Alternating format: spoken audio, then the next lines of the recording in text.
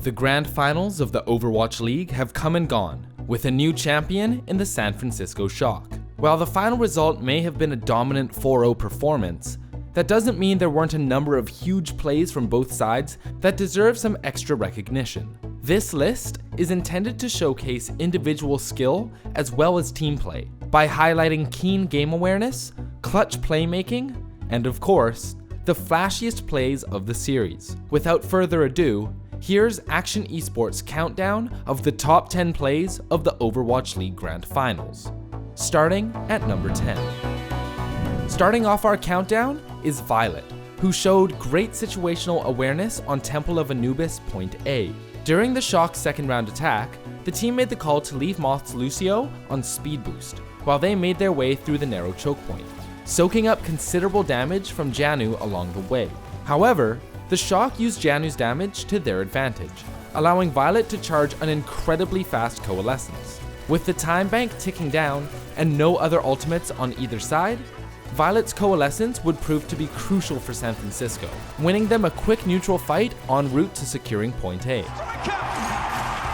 Gets in there against Reaper, does strike it twice. Janu and Tizzy it down, Slime gets bowled over in the San Francisco Shock. They push on a Point A on the first attack. And Violet's the speed demon when it comes to ultimate generation. Moving on to number 9, we see the Vancouver Titans looking to bounce back after a shaky Lijiang Tower and an embarrassing Eichenwald defense. Enter Xiaomin Su. Capitalizing on an early pick on Rascal's May, Xiaomin Su quickly took advantage of the lack of CC and rushed down San Francisco's front line. Xiaomin Su made quick work of the remaining Shock, netting himself a 4K in the process and giving Vancouver some much needed momentum going into Point B. Coming in at number 8 is Xiaomin Su once again, as he attempts to put the Titans on his back and carry them to victory. Needing to take Point A on Anubis again to have any hope of coming back in the series, Xiaomin Su flanks behind the Shock and puts pressure on Choi Hyobin's Sigma, forcing a kinetic grasp. Haksol immediately recognizes this and follows up with a rocket punch to make it a 6v5. Without the accretion stun available for the Shock, Xiaomin Su charges forward into 4 members of San Francisco and unleashes a devastating Death Blossom for a triple kill and an assist. This play earned the Titans Point A and was a clear sign that they still had some fight left in them. With just 45 seconds left to win the map, both the Titans and the Shock come into the fight stacked with ults. The fight opens up with Sinatra rocket punching Janu to completely open the heart of Point B for the Shock to set up on. It forces Vancouver to reposition into the smaller side room, playing right into Sinatra's hands. It is at this point that the Shock perfectly perform 3 amazing plays all at once. First, Sinatra's Meteor Strike takes out Tzi's supercharge and inflicts heavy damage on him. Then, Violet comes up with another spectacular coalescence that takes out Slime, depriving the Titans of any sound barrier protection. Finally, Moth uses his own beat drop as Sinatra is landing to give him a major boost to his shields, allowing him to take on the 1v3. From there, the fight is essentially over, as San Francisco simply cleans up the rest of the kills en route to a 3-0 lead in the series. Death Blossom, Xiaomin Su comes in with a Wraith Walk just to stall it out. He goes down. The Wrecking Ball now going to try and drop in and Slime desperately. It's not enough! Though Haksol struggled to keep up with his San Francisco counterpart, Sinatra, he was not without some spectacularly impressive plays. None more impressive than his 4K Meteor Strike on Night Market. The play begins with Haksol forcing an early accretion from Choi Hyobin's Sigma, and putting him out of position to the right of his team. With the extra shield out of the way, Haksol immediately Meteor Strikes and coordinates with Tzi to combo with his Halt ability.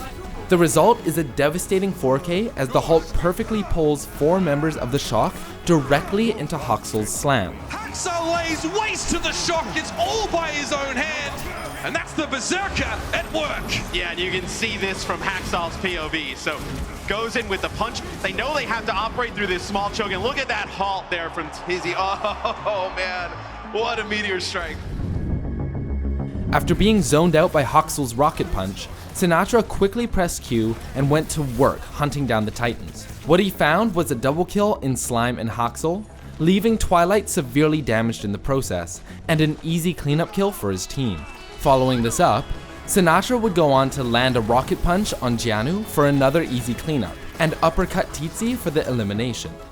On top of this, Sinatra refuses to let Xiuminsu's Reaper get out alive, as he dashes into the Titan spawn to secure the elimination.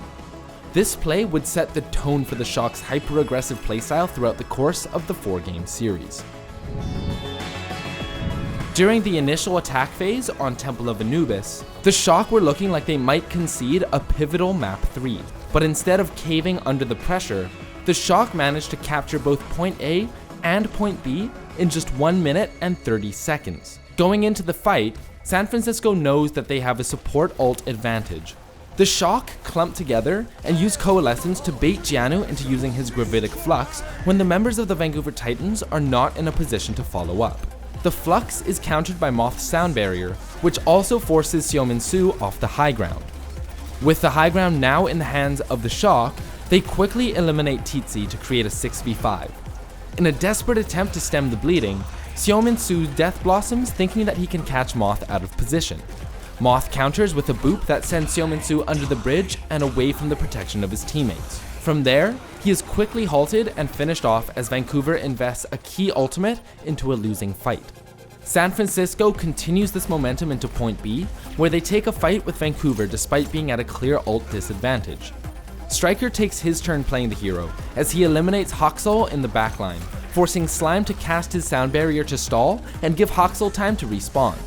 However, with their main damage dealer gone, Vancouver cannot capitalize on Slime's barrier, as San Francisco simply plays defensively and waits for their turn to attack. From there, San Francisco gets a key elimination on Tizzy as he is placing his supercharger, removing Vancouver's main tank and main source of extra damage.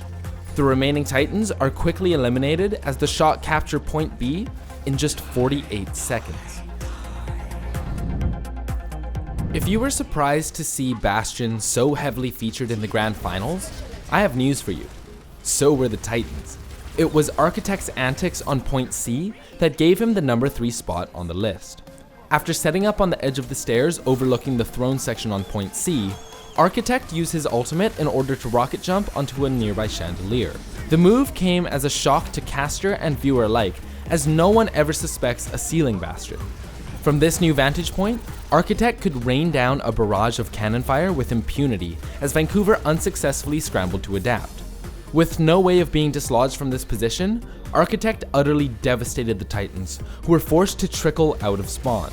This play showcases not only San Francisco's clear strategic advantage and preparedness, but also the Titans' inability to change their own strategy to respond to the Shock's game plan. Besieged from both sides, the Shock were holding on the balcony overlooking point A of Eichenwald. The Titans had managed to maneuver themselves into the small house and were looking to break San Fran's bunker comp using a nano-boosted Reaper. With no escape, no immortality field, it was all on Rascal to save his team. Positioning himself just above Xiuminsu's Reaper, Rascal descends upon the Titans with a perfectly timed rocket barrage. The play effectively countered Xiuminsu's Death Blossom and Hoxel's Blizzard, while also removing Tizzy, Jianu, and Xiuminsu from the fight. A nifty concussive blast away from Twilight's Ana and some perfectly placed rockets onto Vancouver's supports would net him 2 more eliminations. Rascal's heroics would prove to be enough, as the Shock held off Vancouver in extra rounds and set the stage for the number 1 play of the Grand Finals. To say that the Shock's last attempt at point A Eichenwald was a pivotal moment in the series would be an understatement to say the least. The Shock were down to just 15 seconds remaining on the clock, had only a Coalescence and a Gravitic Flux to work with, and were pushing into a Vancouver team that had Coalescence, Nano Boost, Death Blossom, and the positional advantage. It is in this moment that a championship team came together. Rascal and Moth quickly switch onto the Pharah Mercy combo, which had the effect of denying Xiuminsu from being effective on the ground due to his short range. As a result, the Titans look to decimate the Shock's frontline by using a Nano Blossom from the high ground. Choi Hyobin responds with a clutch kinetic grasp to soak up damage while his teammates vacate the area. The failed attack forces a retreat from Xiaominsu, allowing Violet to use Coalescence to heal the team back to full HP.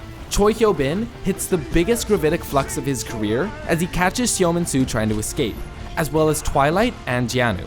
The three are finished off in short order, leaving Haksol, Slime, and Tizzy left to fight a 3v6. Unable to mount such an improbable comeback, the Titans fall one by one as the Shock remain on the point to take a commanding 2-0 lead in what would prove to be the most clutch fight in all of the Overwatch League playoffs. Victory.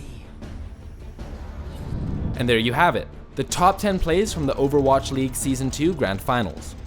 What are your thoughts? Are you glad that the Shock won? Were you surprised that they made it look so easy? Let us know your favorite moments from the playoffs in the comments below. If you liked what you saw and would like to see more, join our Discord in the description below, or check out our other videos on Akshon Esports and Akshon Gaming.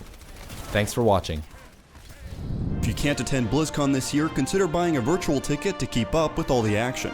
A portion of all ticket sales goes towards helping us be able to make more great videos, and you get some pretty cool in-game goodies as well. To help support our channel, check out our affiliate link in the description below.